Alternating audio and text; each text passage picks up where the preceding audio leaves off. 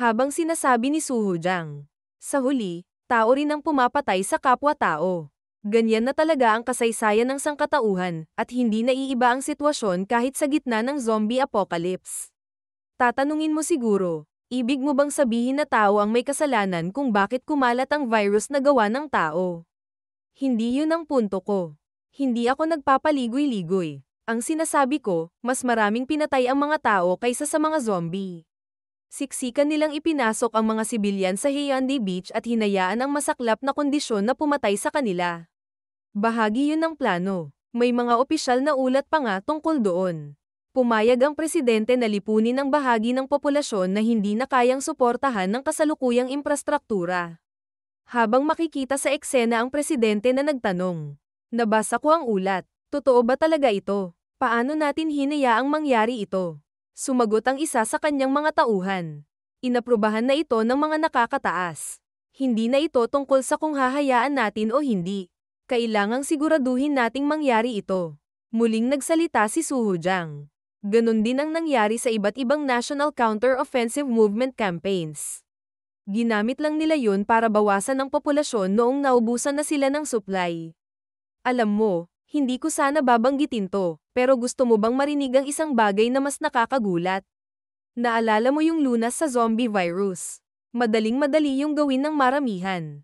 Sa totoo lang, may teknolohiya na sila para ibalik sa pagiging tao ang lahat ng infected at mutant sa buong bansa. Pero nagdesisyon ang gobyerno na huwag itong gamitin. Nakakalito, di ba? Bakit nila yon gagawin? Kasi ang pagbalik ng lahat ng zombie sa pagiging tao ay mangangailangan ng napakalaking halaga ng pera at manpower. Ang mga taong dating zombie ay magdadala ng matinding kaguluhan sa lipunan. At dahil dyan, kailangan ng gobyerno na suportahan sila sa pamamagitan ng malawakang social welfare. Ibig sabihin, ang mga nakaligtas ngayon ay kailangang isuko ang lahat ng meron sila, at ang buong bansa ay kailangang kumilos para tumulong. At kapag nangyari yun, hindi na sila makakapaglaro sa politika.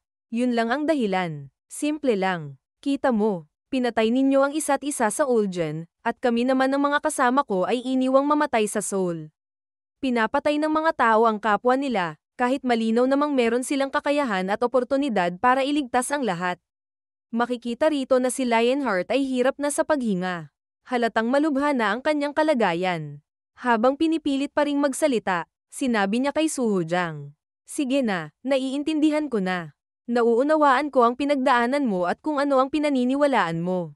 Habang sinasabi niya ito, makikita si Suho Jang na tila ginawang upuan si Lionheart. Habang si Lionheart ay halos nagmamakaawa na huwag siyang patayin. Sumagot si Suho Jang. Wala akong balak patayin ka. Sinabi ko na yun, di ba? Natatakot ka ba sa kanya? Yun ba yun? Sa kanilang harapan, makikita ang mutant na pumatay sa mga slasher. Kaya sinabi ni Suho Jang. Hindi ko sinasadya to, pero hindi pa niya makontrol ang lakas niya.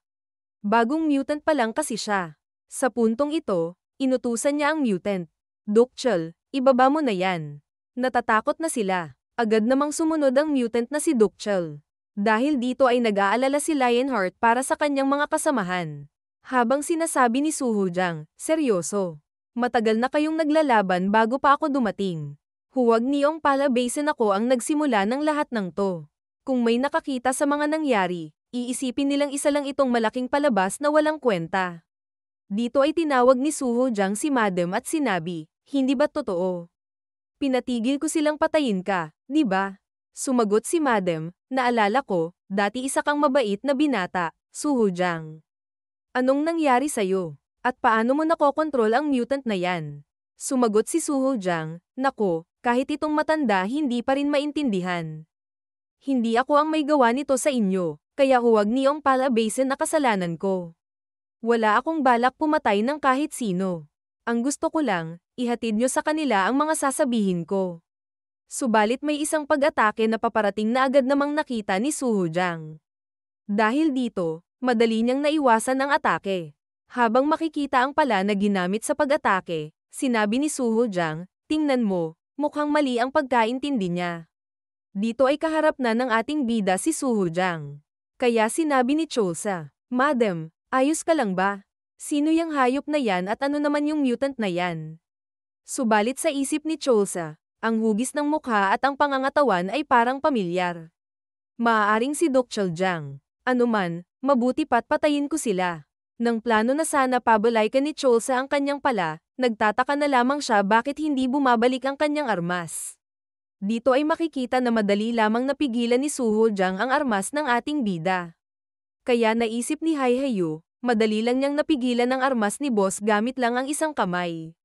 Sino kaya siya? Muling nagsalita si Suho Jang, pumunta lang ako dito para maghatid ng mensahe. Kaya pinigilan ko ang iyong armas. Dito ay makikita na binaon ni Suho Jang ang armas ni Cholsa, na lalong kinagulat ng ating bida. Kaya sinabi ni Haihayu, magbibigay ba ako ng suporta para mabawi mo ang armas mo, sir?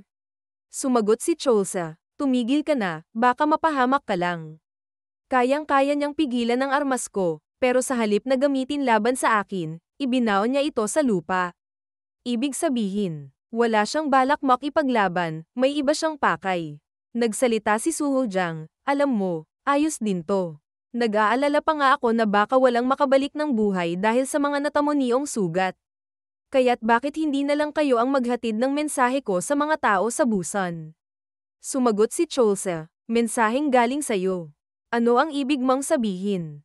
Dito ay seryosong sinabi ni Suho Jang, sa loob ng isang buwan, babagsakin ko ang pader at lulusab ako sa Busan kasama ang napakaraming mutants at zombies. Nagulat ang lahat sa sinabi niya, lalo na nang idagdag pa ni Suho Jang, tama, papatayin ko ang lahat ng natitirang survivors. Kaya sinabi ni Cholsa, pero hindi ba't isa ka ring tao? Hindi ito simpleng paghihiganti sa isang individual lang. Anong ibig mong sabihin na papatayin mo ang lahat? Sumagot si Suho Jang, oo, tao ako. Pero kayong mga nakaligtas, wala ni isa sa inyo ang karapat-dapat tawaging tao. Ang tunay na mga tao ay yung mga infected at mutants na iniwan sa dilim, ginawang sakripisyo dahil sa panlilinlang ninyo. Kaya papatayin ko kayong lahat. Kapag patay na kayong lahat, gagamutin ko ang mga naging zombie at muling bubuuin ang sibilisasyon. Kaya umalis na kayo at iparating sa mga tao nyo ang mensahe ko, ang mga tao na inyong iniwan sa labas ng pader, at si Suho Jang, ang slasher na minsang isinugol ang buhay para sa inyo, ay formal nang nagdedeklara ng digmaan laban sa inyong lahat. Kaya naisip ni Cholsa, digmaan. Ano bang pinagsasabi niya? Iniisip ba talaga niyang kaya niyang patayin ang lahat ng nasa loob ng pader? Kalokohan yan, may daan-daang slasher pa sa Busan. At kahit maraming sundalo ang nasawi sa Uljan, may malakas pa ring puwersa ang militar.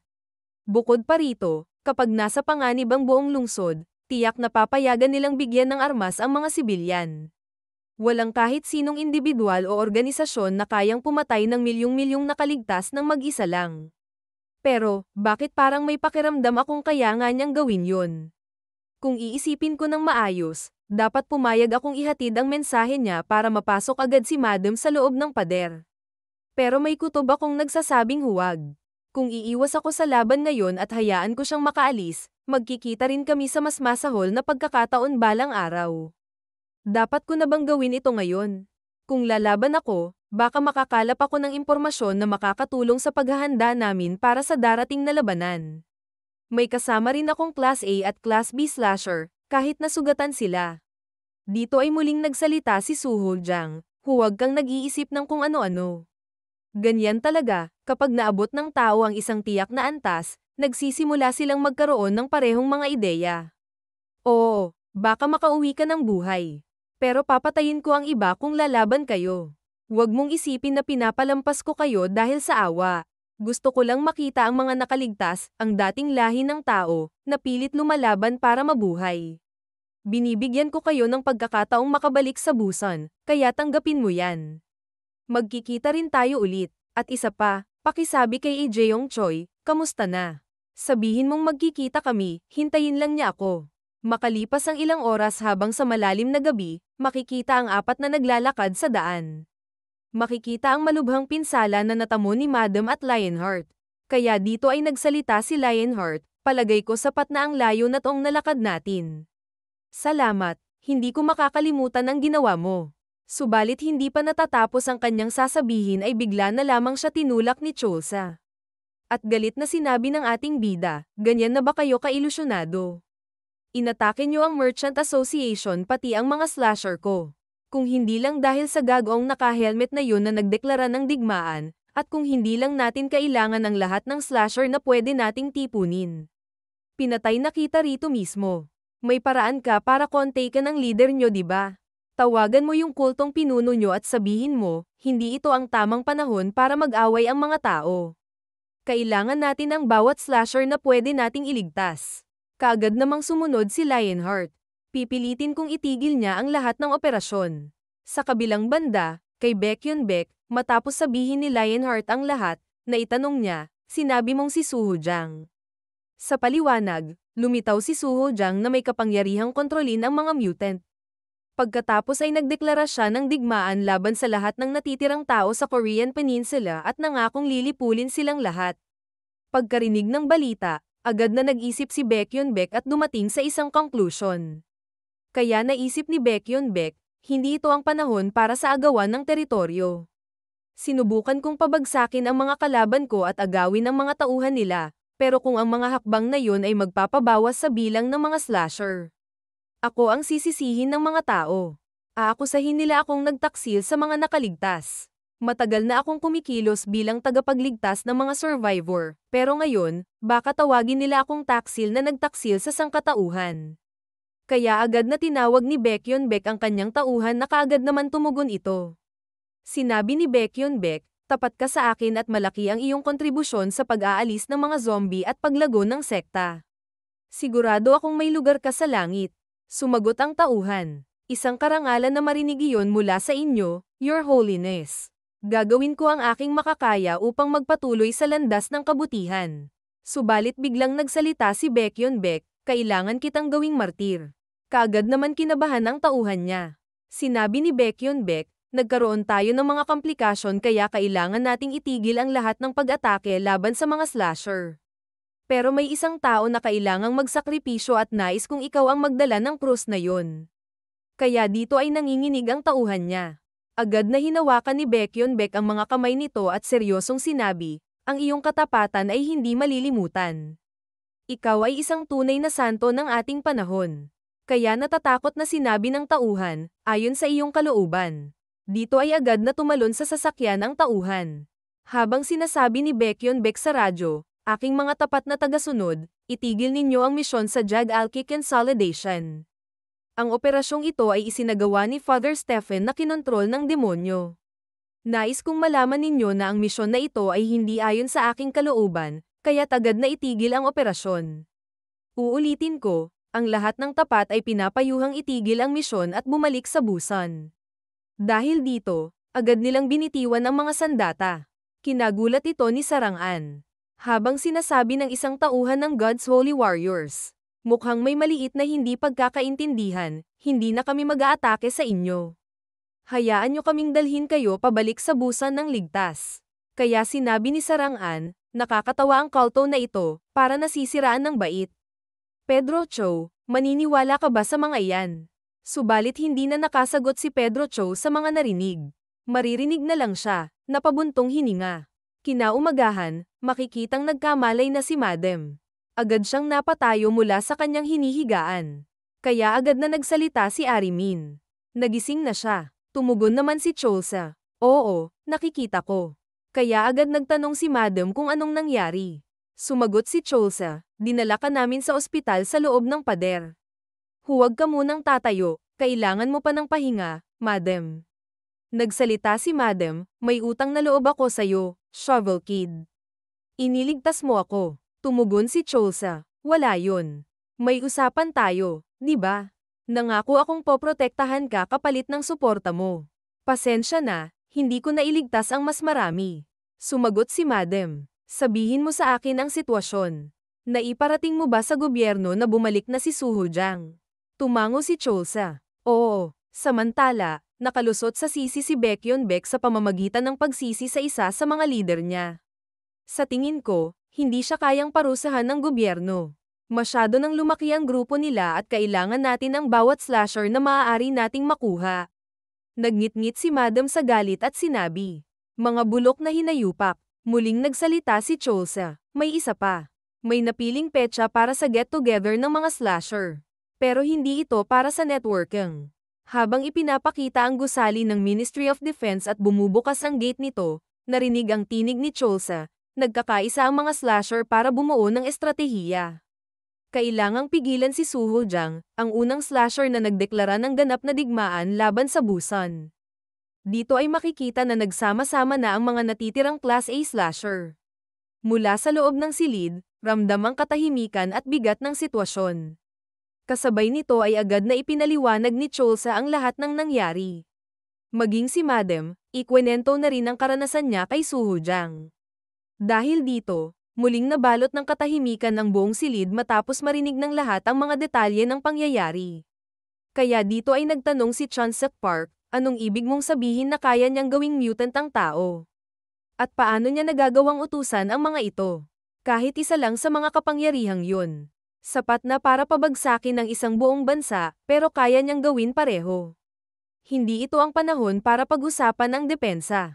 Mas malaki pa ang tsansa nating mabuhay kung magsimula tayong tumakas ngayon pa lang. Pero sumagot si Chil Sam Kim, umupo ka nga, tanga. Kataksilan para sa isang Class A slasher ang umalis ng Busan nang walang misyon. Gusto mo bang pagbabarilin ka muna bago ka pa mapatay ni Suho Jang? Sumagot si Chunsook Park, anong pinagkaiba? Bala man yan o mutant ni Suho Jang. Pareho lang akong mamamatay. Sa totoo lang, baka mas may pag-asa pa akong makaiwas sa mga bala kaysa sa mga halimaw niya. Nagsalita si Madam. Nasaksihan namin kung paano niya ginawang mutant si Dokchul at inutusan itong gawin kahit anong gusto niya. Pero kung kaya naman pala niyang gumawa ng kahit ilang mutant, bakit hanggang ngayon hindi pa siya umaatake sa Busan? Dito ay napaisip si Chil Sam Kim, tama siya, kung ganoon kalaki ang galit at ambisyon niya, bakit siya maghihintay? Muling nagsalita si Madam, maaaring may limitasyon ang kakayahan niya, baka iilan lang ang kaya niyang gawing mutant o kontrolin sa isang pagkakataon. Malamang yan ang dahilan kung bakit kailangan pa niya ng isang buwan bago umatake. Nagsalita naman si Cholsa, ibig sabihin, may kahinaan siya. Baka kaya pa natin siyang pigilan kung maayos natin ang depensa natin. Kaya huwag muna kayong matakot at tumakbong parang duwag. Itago niyo na lang yung takot niyo sa pantog niyo. Kaya sinabi ni Chunsook Park, wala ka pang 10,000 patay sa pangalan mo. May kutob akong masama rito, pero sige, pakinggan na lang muna natin ang plano mo. Bigla namang sumingit si Baekhyun-baek upang makuha ang atensyon ng lahat. At sinabi niya, okay, tama ba ang pagkaintindi ko na lahat ng nandito ay lalaban kay Suho Jang at gagamitin ang Busan bilang pangunahing larangan ng digmaan? Kung ganoon, kailangan na nating simulan ang pagpaplano ngayon pa lang. Ngunit bago tayo magpatuloy, may isang bagay akong gustong pag-usapan. Gusto kong malaman ninyo na kailangang tanggapin ang mga kondisyon ko bago tayo magtuloy. Kung hindi, hindi makikasama ang pananampalataya sa inyo sa laban.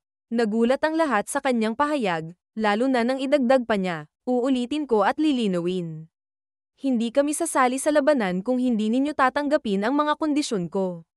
Sigurado akong alam na nyo na halos naubos ang tropa ng militar sa nangyaring insidente sa Uljen. At sa ngayon ay wala silang sapat na lakas para sa isang matinding digmaan. Ganoon din kayo, Choi and Jang Company.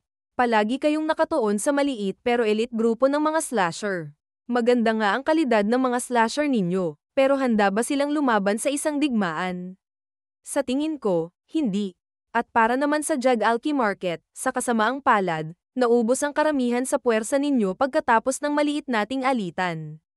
Hindi na kayo maituturing na pangunahing puwersa sa ngayon. Kaya galit na sinabi ni Madam. Maliit na alitan lang. Bulok na ang pag-iisip mo. Tinraidor mo kami, pinatay mo ang lahat ng nagtatrabaho sa akin. Ngunit mahinahon lang ang sagot ni Baekhyun-baek, pero yan ang opisyal na desisyon ng gobyerno, isang maliit na alitan lang daw yun. Kung hindi mo gusto ang naging hatol, baka dapat mas ginalingan mo ang pagsipsip sa kanila. Dinagdag pa niya, at alam mo rin namang ang fence ay isang bagong tatag na kumpanya, hindi pa nga karapat dapat banggitin. Si Cholsa Kim, na-promote lang yan bilang Class A slasher para mapunan ang pwesto ni na Major Lim at Dokchul Jang. Dito na siyang umiti at sinabi, ngayon, sabihin ninyo sa akin, paano naman kami ng God's Holy Warriors? Lahat ng grupo, paubos na. Hirap na hirap sa pakikipaglaban. Pero kami, lumalago araw-araw. Tumaas na sa record high ang dami ng aming tagasunod. At ang kayamanan, koneksyon, armas, at gamit na dala namin, halos kapantay na ng buong pondo ng gobyerno ng Busan. Ngunit agad na sumabat si Chil Sam Kim, ano ba talagang gusto mo, kupal? Akala mo ba ililigtas kayo ng Diyos mo kapag binutas na ang pader at dumagsa ang mga zombie? Para ito sa kaligtasan nating lahat, anong kalokohan na naman to? Kalmado namang sumagot si Baekhyun Baek, hindi. Pero may kakayahan kaming mabuhay kahit dumanas ng paglusob. Ibinenta ng pananampalataya ang bahagi ng mga ari-arian namin para makabili ng malalaking barkong nakadaong na sa pantalan ng Busan. Kayang-kaya ng mga barkong yun na sakupin hindi lang ang mga mananampalataya namin. Naiintindihan nyo naman siguro ang gusto kong sabihin, di ba? Naisip ni Madam, sasakay lang sila sa mga barko at manunood habang nilalamon ng mga zombie ang Busan kung hindi namin tatanggapin ang mga kondisyon niya. Anong klaseng kademonyuhan iyan? Nagplano siya hindi para tumakas, kundi para kontrolin ang buong usapan. Muling nagsalita si Baekhyun Baek, mukhang handa na kayong makinig sa mga kondisyon ko. Heto ang una, ako, si Baekhyun Baek, ang mamumuno sa pagtatanggol ng lungsod bilang Chief Commander. Pangalawa, kapag naligtas natin ang Busan, kikilalanin ang God's Holy Warriors bilang opisyal na relihiyon ng bansa, kapalit ng napakalaking sakripisyo ng aming pondo at tauhan. Ngunit bago pa niya masambat ang ikatlong kondisyon, bigla na lamang tumayo si Cholsa. Dito ay nagtaka si Baekhyun Baek nang makita niyang papalapit na sa kanya si Cholsa. Kaya may halong pangungot siya niyang sinabi, "Aba, dapat yata akong ma-offend, hindi ba? Gaano ka ba katanga para basta nalang umalis sa pulong na ito, gayong kinabukasan ng buong bansa ang nakasalalay dito?" Naisip naman ni Chil Sam Kim, bakit parang pamilyar to? Muling nagsalita si Baekhyun Baek, hindi pa ako tapos. May iba pa akong kondisyon. Ngunit bago pa niya matapos ang sinasabi, isang malakas na suntok ang agad na ibinigay ni Cholsa sa kanyang mukha. Nagulat ang lahat ng Class A slashers sa kanilang nasaksihan. Bumagsak si Baekhyun Baek sa sahig, duguan ng bibig at ilong sa lakas ng tama. Galit niyang sigaw, "Sira ulo ka, nakalimutan mo na ba kung sino ang may hawak ng alas dito? Ang kapal ng mukha mo. Patayin ninyo ang lalaking to. Iyan ang kondisyon ko para magsimula ang negosasyon. Papatayin ninyo ang hayop na to." Isa-isang napatayo ang mga slasher, ngunit hindi para tulungan si Baekhyun Baek. Makikita sa eksena na muling hinawakan ni Cholsa ang kwelyo ni Baekhyun Baek. Takot na pabulong ang sinabi ni Baekhyun Baek, "Sandali lang." At sa muling pag-angat ng kamao ni Cholsa para umatake, isang bagay ang naging malinaw. Walang sino man ang pumihil sa kanya. Tama, lahat sila ay matagal nang naghihintay. Naghihintay ng isang taong maglalakas loob na tapusin ang munting halimaw na matagal nang lumampas sa kanyang hangganan. Mula sa isang flashback sa loob ng opisina ng fence, maririnig ang boses ni Ari Min na may halong pag-aalala. Anong ibig mong sabihin na papatayin mo si Baekhyun Baek? Hindi ka basta-basta papayagan ng ibang mga slasher, lalo na ng gobyerno. Sumagot si Cholsa. Hindi nila ako pipigilan, kung tama ang hinala ko. Minsan nang nakalusot si Baekhyun Baek sa ginawa niya sa Jag-Alki Market dahil itinuro niya ang iba, pero alam ng gobyerno at ng ibang Class A slasher na siya talaga ang may gawa. At alam din nila na kaya niyang ulitin yun. Ang totoo, alam na alam nilang susubukan niyang angkinin ang buong bansa kung hindi siya mapipigilan ngayon. Alam nilang kailangang tapusin na siya, kahit na mga hulugan iyon ng pagpatay sa kanya. Pero hindi nila magawa, dahil may mga bagay silang kailangang isaalang-alang. Tingnan mo naman ang relasyon ko sa lahat ng pangunahing puwersa ngayon. Muling nagsalita si Ari Min. Tinuturing ka ng bayani ng gobyerno mula nang patayin mo si Major Lim. May tiwala sa iyo ang Choi and Jang Company kaya't hindi ka nila gagalawin. At pati ang Jag-Alki Market, sumusuporta rin sa iyo. Kaya sinabi ni Cholsa, kung wala tayong gagawin kay Baekhyun Baek, masasayang lang yung isang buwang meron tayo sa puro politika. At saka, ako lang ang makakagawa nito. Mula sa kasalukuyan, makikita kung gaano nakalala ang naging pinsala kay Baekhyun Baek habang sinasabi niya. Akala mo ba kaya mong tapusin si Suho Jang nang hindi mo ginagamit ang simbahan na itinayo ko? Hindi pa huli ang lahat, patawarin mo ako. Dito ay muling sumugod si Cholsa para atakihin siya.